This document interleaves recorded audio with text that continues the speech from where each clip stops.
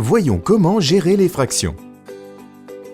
Les fractions concernent généralement un établissement dont les payes sont gérées par plusieurs systèmes de paye. Un établissement avec plusieurs catégories de population pour lesquelles les dates d'exigibilité du recouvrement à cause diffèrent. Vous pouvez créer des fractions d'une DSN.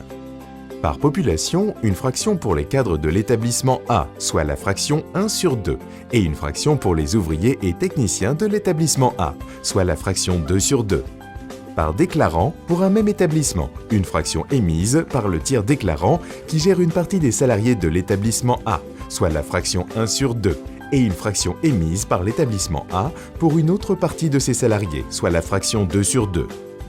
Par date d'échéance déclarative, une fraction émise par le tiers déclarant qui gère une partie des salariés de l'établissement A, soit la fraction 1 sur 2, et une fraction émise au 15 du mois pour une seconde partie des salariés de l'établissement A, soit la fraction 2 sur 2. Dans chaque fraction, il est nécessaire d'indiquer le numéro de la fraction dans la rubrique S20.G00.05.003, numéro de fraction de déclaration, et le nombre total de fractions. Le fractionnement n'est considéré comme valable que si toutes les fractions ont été reçues et acceptées par le système DSN.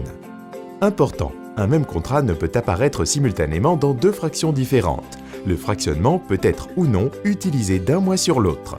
Cependant, pour un mois donné, il n'est pas possible de changer le nombre de fractions. Une fois la DSN mensuelle transmise et acceptée par le système DSN, vous ne pouvez pas transmettre une annule et remplace avec un autre dénominateur dans le numéro de fraction.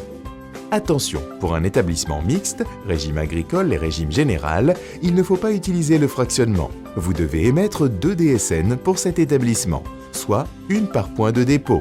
Il faut valoriser la rubrique S20.G00.05.008 champ de la déclaration dans chaque DSN avec la valeur correspondante, soit 0,2 pour une déclaration partielle régime agricole pour la DSN dont la population est affiliée à la MSA.